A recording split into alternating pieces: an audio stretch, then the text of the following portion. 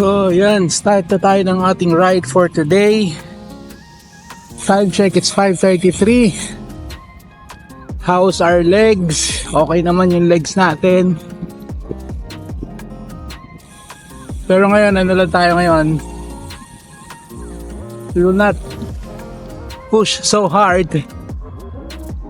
Or we will still try. Depende ulit yan sa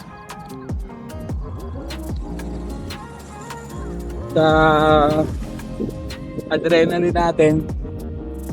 Tingnan natin, but today we'll take it easy. So Thursday easy ride. Easy lang muna tayo. Huwag masyadong sobra. Recovery ride kumbaga.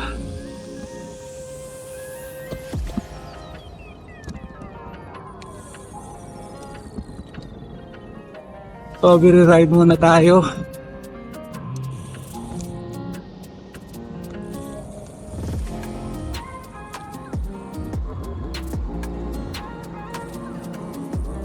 Para sa mga susunod na araw, taas nung sampahan kasi rito. Sa mga susunod na araw, especially pag nakapunta tayo dun sa may cycle track na tuloy-tuloy talaga sa Hudarayat.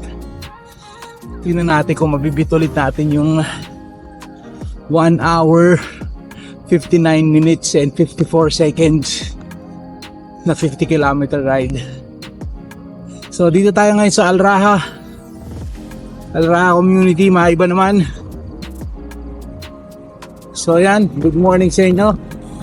Let's go, let's ride. Parang ang panahon ngayon, ko ano, kung makulimlimbaw, ano. Oo, hindi pa lang talaga lumalabas yung araw. Pero it's 5:39 usually, ganito eh. Kahit pa paano nagpapakita na yung araw, pero I think it's parang it's cloudy. Baka nag-cloud seeding ah. Mukhang ulan pa yata. Feels like it's going to rain. Pero parang hindi naman din. Tignan lang natin. Dito ang dami ring jogging dito. Maraming mga walkers and joggers. So today is just a partial ride day. Ano lang tayo? Recovery ba?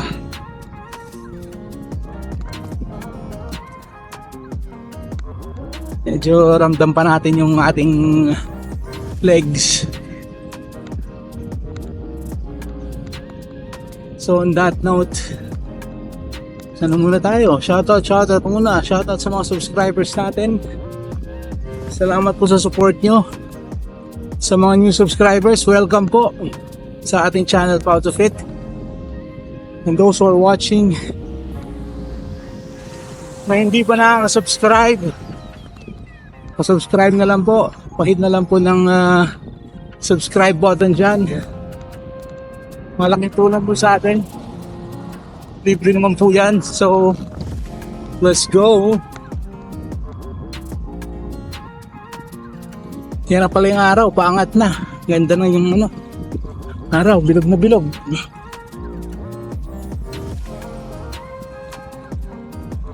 Pero parang it's cloudy talaga eh. Dito lang tayo sa may Al Raha Beach side.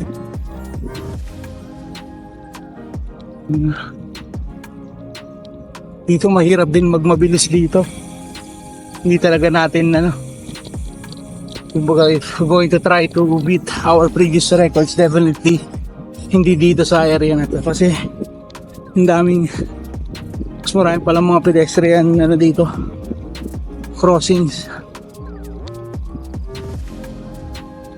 Kaya yan, isip ko kung ikot-ikot lang ba ako dito o layo ako. Hindi, ikot-ikot lang tayo dito kasi I feel like kailangan ko muna ipa-service tong bike ko. Marami na ako naririnig na hindi ko dapat naririnig.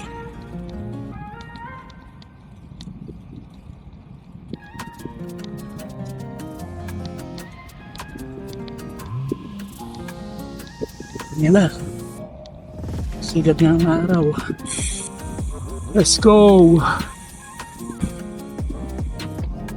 So yan, so far na 10 kilometers na tayo in 30 minutes. Just want to share ko lang sa inyo yung ride ko kahapon, which is 50 kilometers is in under 2 hours. When I say under 2 hours, as in literal 1 hour 59 minutes and 54 seconds yata when I stop the bike computer. Pero talaga siya, na-reach ko yung 50 kilometers in 1:58. I don't know how many seconds, but anyway. And yesterday, because I was really pushing, na ma-break ko yung makuha ko yung 50 kilometers in under 2 hours. So 67% of the time I was in zone 3. Ang payo sa atin na stick with zone 2 first. Doon muna tayo kasi mas magandang benefit since hindi naman tayo kakarera anytime soon. So zone 2 lang talaga dapat ang advisable. Problem is, I don't know where's my zone 2 or what's my zone 2. Kasi medyo ilang days na ngayon, 165 days. 165 days since I started my weight loss journey. At the same time started riding a bike, this road bike. So still marami pa tayong kailangan matutunan about riding a bike, especially yung mga some technical aspect of it, apart from the which parts I need to grade or this and that. So and feeling ko lang, I feel like na hindi na ako fit sa bike ko. I mean, kasi last time I had a bike fit, so 164 days ago. And ito, pakita ko na siya kung gaano pa ako kalaki nung nag-bike fit ako 164 days ago.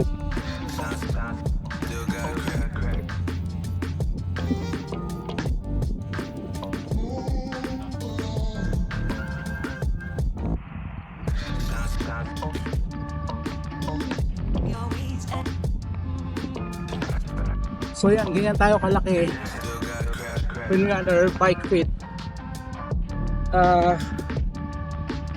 Ngayon I don't know kung do I need to get a new bike fit kasi kaya ngayon, kumbaga hindi ko alam if I'm on, I don't know, aero position ba yun pag ganyan, or pag ako sa draft bar, and if kung yung pedal ko ay nasa small cog, nasa maliit na sprocket or mabigat yung pedal ko, sumasakit yung likod ko. So and I don't know, pinaghahandaan natin yung mga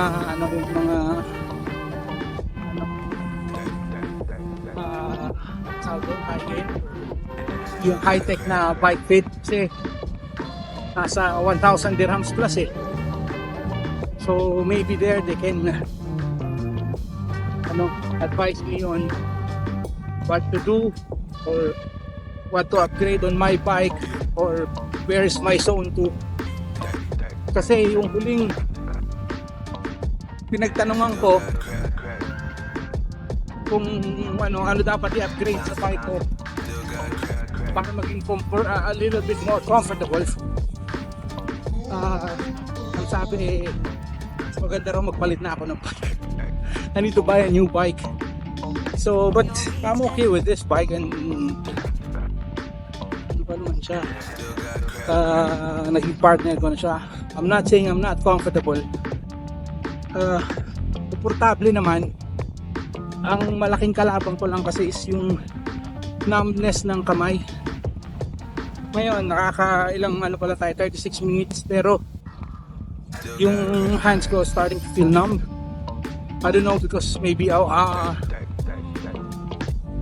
kumbaga wrong position ako or what. Anyway, still have a lot to learn.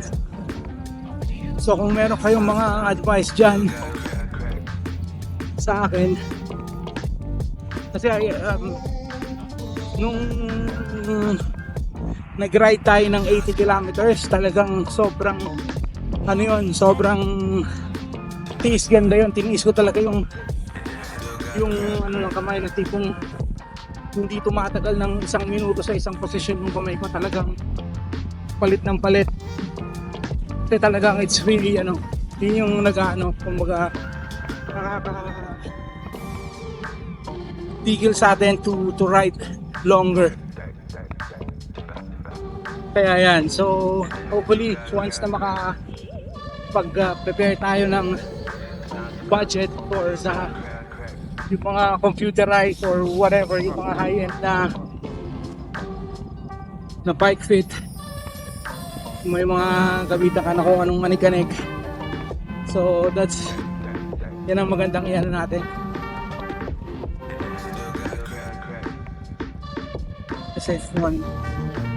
Kasi yung kailangan natin pag i-investan para so that our bike ride will be more fun. Kumbaga, I'm having fun now, but mas maganda kung more fun, diba? So yan lang ang masishare natin. So as per yung Apple Watch ko, I was in zone 2 67% of the time yesterday. So hopefully ngayon balik tayo sa zone 3. Ngayon balik tayo sa zone 2. No, I don't know from zone 1 to zone 2. Pero as per sa may Apple Watch is yung heart rate na 107 up to 142, that's zone 2. So we will keep our heart rate within that numbers. So yan, ang dami na nang sinare natin. So kaya nga nasabi ng iba, sharing is caring. So let's continue our ride.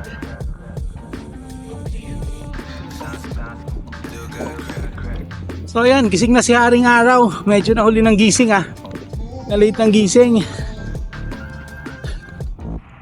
Yan, unti-unti na rin luminipis yung hangin at saka lumalagkit na siya. Dito pa rin tayo sa Alraha side. So yan, so far 20 kilometers na tayo, 58 minutes. Medyo mabagal talaga tayo ngayon. So totoo lang, parang mahirap magstay sa zone 2 Anyway, tsagayin na lang natin to. Kasi minsan maisip mo parang sarap pag mabilis Kaya dapat talaga pag if you want to stay in zone 2, doon ka magbike sa area na wala kang masyadong option but to slow down. Gaya nito, yan, itong mga pasok-pasok na ganyan. So, yan, para maka-maintain ka ng zone 2. Ayan lang. So, 30 kilometers more. Let's go. So, yun na. 40 kilometers na tayo in 1 hour 52 minutes. Gusto ko na sanang mag-exit ngayong 40. Kaya lang, biglang nawala yung araw sayang naman. So, ipupush na natin sa 50 ulit. Ang kalabang ko lang kasi yung sakit ng kamay ko. Grabe yung lumalapig yung hangin parang uulat nga talaga. Cloud seeding kaya yan, nalalaman. So yan, 40 kilometers na, final 10. Or I don't know, baka dun sa exit, baka mag-exit na ako. Sobrang sakit na ng kamay ko Mas magandang mag-bike ng mabilis, kasi sa pag nung kahapon mabilis tayo, so hindi ko kagad naramdaman yung pag-numb ng kamay ko.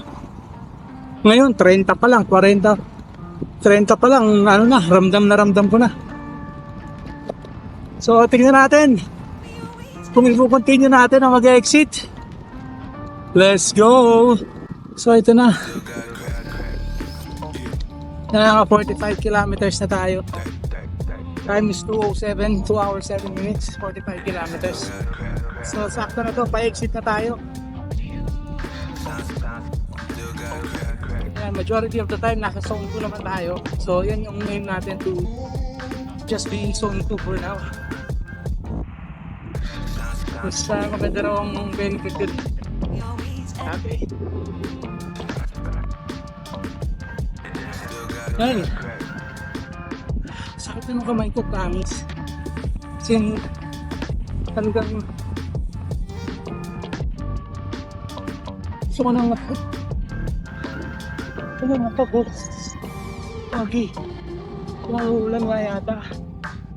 Anyway, yung talagang gusto ko na sumuko nung 40 kilometers pa lang.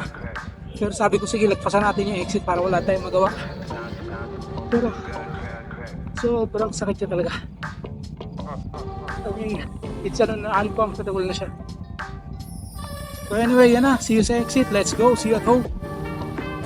Dito na nagtatapos ang ating ride for the day. Zone 2 ride for the day. Bakit mo kamay ko? So super uncomfortable na siya. Baka mas-short tayo ng 1 kilometer to 50. Wala, pag-ikutik-utik po siya dito. Well, anyway, ayan na lang muna ang ating video for the day. Thank you, Lord, for the safe ride. So until tomorrow, salamat po sa mga nakaabot dito. Yan na. If you find this entertaining, interesting, and helpful, please like, share, and subscribe. See ya. Let's go. Still got crack.